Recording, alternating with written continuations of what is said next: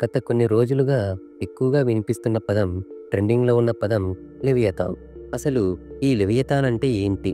అసలు సముద్రంలో ఏం జరుగుతుంది? మొట్టమొదటగా లెవియథాన్ గురించి తెలుసుకునే ముందు మనం ఒక విషయం గురించి తెలుసుకోవాలి. అదే ఎక్కడో 1000, 2000 అడుగుల లోతులో ఉన్న డూమ్స్‌డే ఫిష్ అలాగే యాంగ్లర్ ఫిష్ బయటికి రావడం గురించి. డూమ్స్‌డే ఫిష్ దీనిని ఓవర్ ఫిష్ అని కూడా అంటారు. ఇది సముద్రంలో మీసోపెలాజిక్ జోన్ అంటే 1000 మీటర్ల కంటే ఎక్కువ లోతులో జీవిస్తుంది.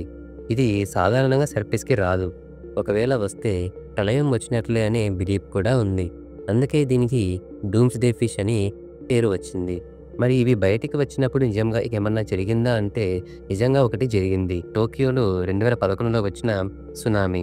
సునామీ వచ్చే రోజు ముందు అక్కడ 20 డూమ్స్‌డే ఫిషెస్ బయటికి రావడం జరిగింది.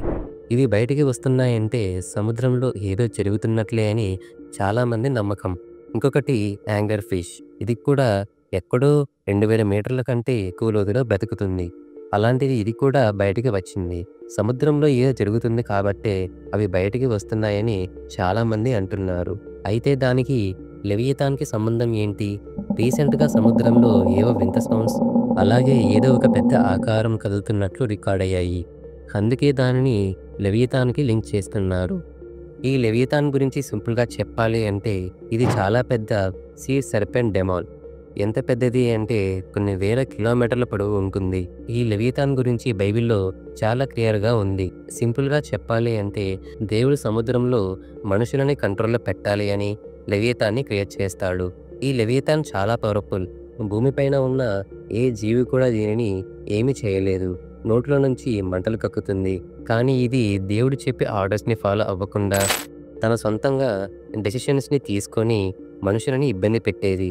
ఇది చూసిన దేవుడు దీనిని సముద్రంలో బంధిస్తాడు. ఇది ఏ రోజైతే నిద్రలేస్తుందో ఆ రోజు భూమి అంతమవుతుంది అని అంటూ ఉంటారు. ఇది నిజంగా ఉందా లేదా అని మనం చెప్పలేం. ఎందుకంటే మనం సముద్రం గురించి తెలుసుకుంది జస్ట్ 5% మాత్రమే. తెలుసుకోవాల్సింది చాలా ఉంది. లెవియథాన్‌పై మీ ఒపీనియన్‌ని కింద కామెంట్ చేయడం మాత్రం మర్చిపోకండి.